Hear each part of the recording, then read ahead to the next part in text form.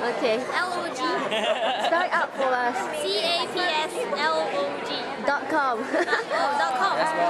We'll do that. Okay, it's a secret.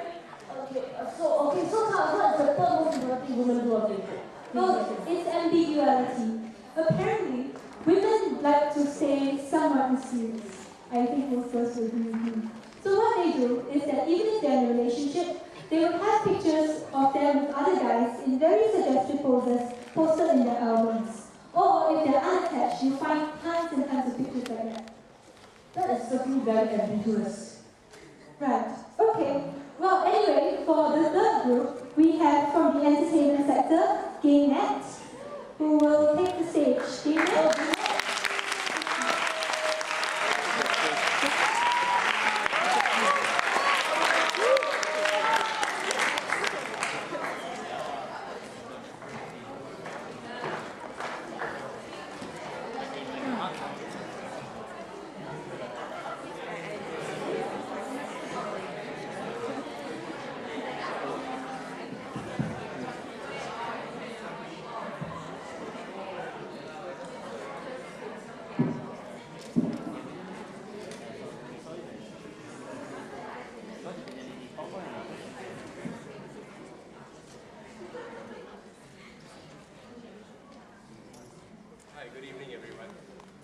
Hi, good evening, everyone.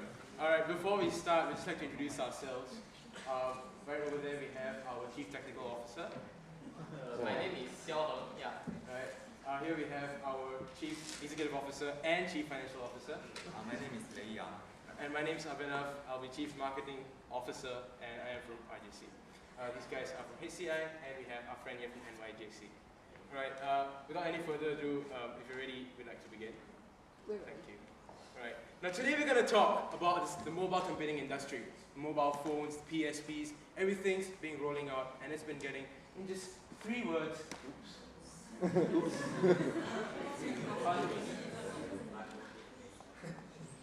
Alright, now back to the excitement.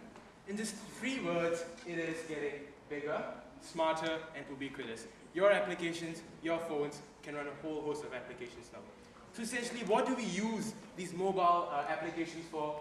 Next slide shows you a very, very simple diagram on what are the common uses of a mobile phone or a mobile device. Now, what we are looking at today is the gaming industry. Now, the mobile gaming industry is poised to be worth almost $1.8 billion by next year. A huge sum, huge potential, huge market. And of course, moving on, what we're looking at today is a network game development business. Now, before I go on to what that is, let me just tell you what are the 4 main pillars of game development. You need the musician, the soundtrack. Of course, then you need the graphic artist or your pretty icons, MapleStory, what have you. And then, of course, you need your very important gaming conceptualization artist. And finally, you need the programmer. Now, moving on, how does all this come together in our business model? Essentially, our name is GameNet, and now I'll move on to tell you how we place ourselves in the middle of these 4 factions, and we bring them together. So allow each and every person sitting over here to create your very own vision, your very own idea of a mobile game. And of course, it allows you to realize your game as I've shown over here. So moving on, our business works around 2 core circles, 2 core groups. The business are the game developers, and of course, you guys see that over here, which can be the game developers as well as gaming enthusiasts, the people who buy these games. So we start by, maybe you've got today $200 in your pocket, put that into a game, so that goes in, and then you hire people with different skills through our portal. So through our portal, people and those 4 disciples will be waiting there to come up and look at your jobs, and they will sign up and essentially work for you temporarily. And for a one-time fee, they bring together their strengths, and essentially you get your game. So the first output, how do we earn the money? The first way that we earn our money is through the cut. We get a cut of the revenues or the salaries that you would pay to your team members. And of course, secondly, once the game is made in that circle, we move on to the second circle, and we utilize the entire network we've created to market these games. So you market these games, and that's where you have the second source of revenue, because every time a game developer sells his game, we take a 10% cut out of it. Now, of course, this creates a vicious cycle, because once people download games, they'll probably get interested in creating their own games as well. And therefore, you have the second arrow, the purple one, which shows you how you move between these 2 circles. And essentially, you'll be hooked on to this new concept. Now, of course, moving on, product team. Every business needs a very, very good product team. People who are capable in different strengths. And of course, the first thing that we talk to, as I've introduced, we have Leon, who will be a Chief Executive Officer. He's been holding many leadership positions, and hence he is the best person for this job. Now, of course, our friend over there, Xiao Heng, who is a very avid programmer. He himself develops games currently, and therefore Chief Technical Officer will be his job. And for myself, I do network with people, so Chief Marketing Officer will be the portfolio that I take up. Now, moving on to financial projections. We do not have a lot of numbers for you today. We do have some small numbers, but first of all, being an online business, only 4 main costs: server rental, home office, wages, and of course the one-time software cost that we have to put in. Now essentially a startup cost, we project the startup cost of just $1,300. Bulk of it goes into the first-time software investment. After that, that cost is out. Now moving on to our monthly costs. As you can see, the main cost over here are wages, our wages. We're going to be paying ourselves about $3,000 each for start, but we only start drawing salaries from the second year of our operation. Now, of course, moving on to our first year profit analysis. As you can see, we break even in the second quarter.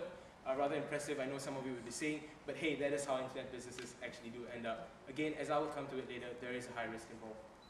Now, as you can see, the growth is pretty much exponential, so once we get past our cost, this growing of our users, the growing of our user base, our revenue sources will be steady, and it will just keep going up and up. So essentially, as I've mentioned, break even quarter 2. Now, of course, moving on, we certainly aren't alone in the market. We do acknowledge that. However, one thing that we can tell you today is that there is no strong market presence of any other particular company in this. We do have DeviantArt, which we have acknowledged as they have a similar business model to us. They bring together people from different disciples to make pieces of art. However, for us, it's game development. Hence, if you look at it, essentially, we do not really have any competition. Sites like GameDevelopment.net and Ambersign purely provide tools. They do not create an online network. All right. Now, moving on to SWOT, the final section. Do hope you can bear with me. Firstly, strengths. Every business has its strengths, of course. And the first strength that we bring to you is a relatively low startup capital that we require. And of course, that is something that's pretty important in these times. It may not be the easiest thing to raise capital, and it may not be the easiest thing to convince an investor to invest, but with this low capital, we do assure you that this investment is worth it. Of course, we're moving on. We'll look at the next one, which is scalability of the business.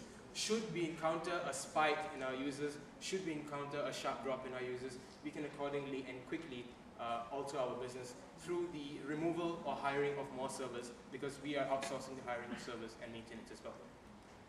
Now, of course, moving on, the main thing that you would probably notice is that our business is based a lot around online social networking. So that is something we're going to capitalize on. As you know right now, social networking is a huge booming industry for the online business, and that is what we're capitalizing on to build up our business further. Now, weaknesses, unfortunately, every business has to have its weaknesses. And firstly, as I've said before, we do have a high risk. Low startup capital, but a high risk. However, this is averted by the fact that we have a very sound exit strategy. As our startup capital, initial capital is very, very low. If you do go bust, you're not going to lose a lot of money. But trust me, you're not going to lose your money. All right, so moving on, we do also see some legal entangles coming our way. However, we have put in place measures and systems to tackle these, which is why we have the legal department, which is taken up by our dear CEO. So essentially what we do is that through contractual agreements, our game developers retain the rights to their games. However, they are contractually bound to sell the games through our portal for a period of 2 years from the inception of the game. Secondly, opportunities, what we see further for our business. Firstly, as I've said before, there is not really any specific person in this business right now. There are small players, but not any big player. So hence, we do have the first mover advantage. And of course, a lack of any major player. We've got Ronaldo in soccer. We don't have a Ronaldo in this business as of yet. Hopefully, we do have one pretty soon. Hopefully, it's us. And of course, as a link to online social networking, viral marketing is going to form the basis of our marketing strategy. It's green, it's cheap. We do not have to pay anything for it. So essentially, that's going to allow us to reach out to one person, and utilizing messaging, utilizing internet, whatever you have, emails, everything, it allows us to reach out to a wide base of customers. Today, we start with you guys. Hopefully, tomorrow, it reaches out to the entire SMU campus.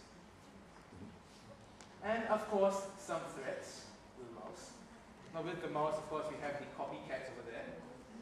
All right, and I'm pretty sure you've seen the picture a couple of times, but essentially copycat business is a real threat that we have to face